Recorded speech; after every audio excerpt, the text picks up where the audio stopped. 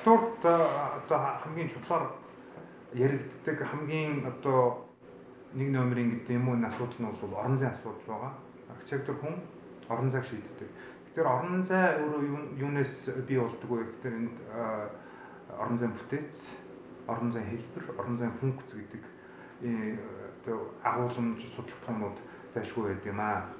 Тэгэхээр юуны функцийн хувьд аваад үзэх юм бол функц гэдэг нь одоо бидний практик амьдрал хэрэглэл гэдгээр ерөөсөө хэрэглээ юм аа гэж. Тэр орон зайг яаж хэрэглэж байгаа юм бэ? Энэ хэрэглээ өөрөө функцийг бий болгож идэг. Энэ функцийг бий болгохын тулд архитектурууд одоо нойр хоолгүй сууж юм уу те хамгийн зүйтэй хамгийн компактны гаргаж ирэхийн тулд өөрсдөө судалгаа хийж төлөвлөж юмнуудыг хийж идэг.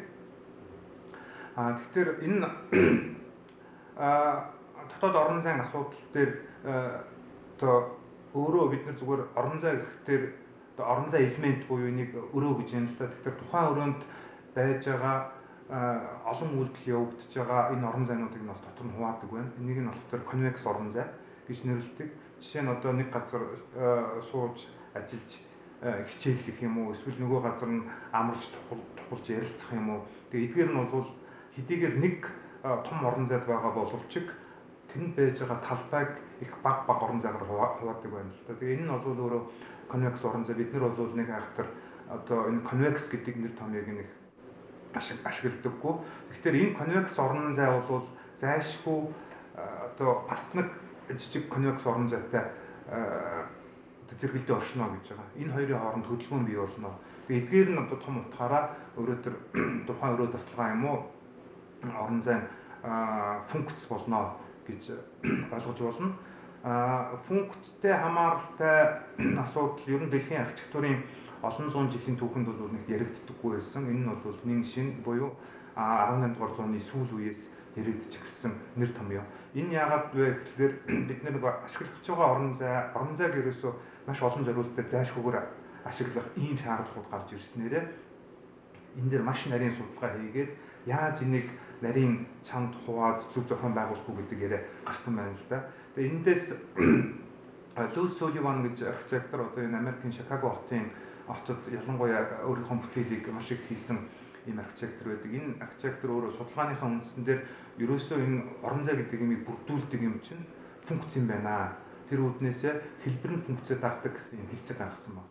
Тэгээ энэ явсаар ер нь модернизмын үндсэн бэлэг тэмдэг болсон. Модернизм гэдэг чиг уурсгал дотор архитектурын олон улсын хэв загвар гэж одоо чиг уурсгал бас гарсан. Энэний өөрийнх мөн чанар нь бол ерөөсөө л тухайн хүн болон тухайн бүлэгт ямар хэрэгцээ орон зай хэрэгцээ байна тэрийг нь эхэлж бодоод энэ дээр суурилсан одоо архитектурыг бий болгоно гэсэн энэ санаа юм аа. Тэгэхээр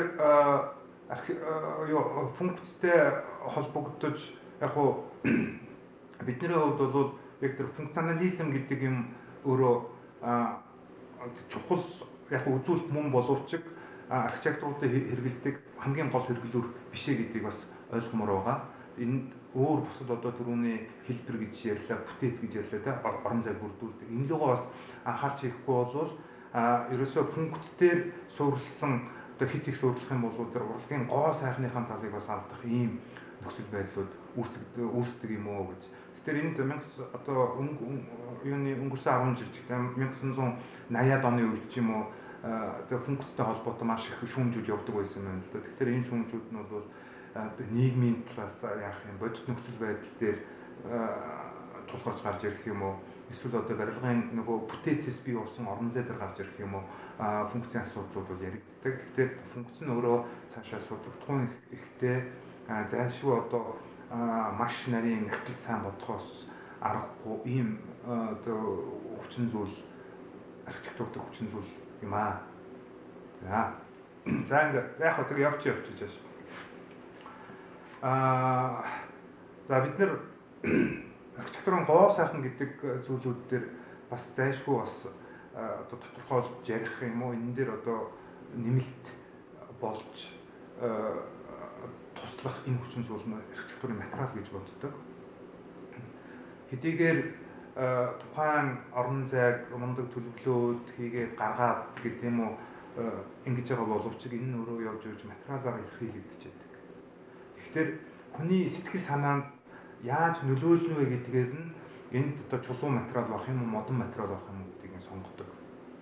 Тэгэхээр биднэрт яг уу түүхэн үеэсээ маш их ашиглагддаг материалууд бол мэдээж байгалийн материал.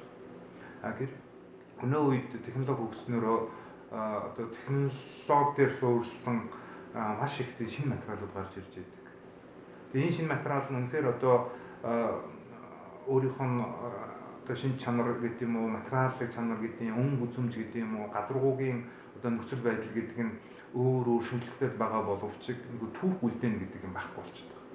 Жишээ мод юм уу, чулуу болвол илэгдээд одоо өөрөө өмхрөөд юм уу, өнгө нь алдагдаад ирэх тусмаа энэ өөрөө түүхийг агуулж байдаг. Гэтэл энэ харьцангуй шинэ материалуудаас энэ талын түүхийн агуулмж байхгүй.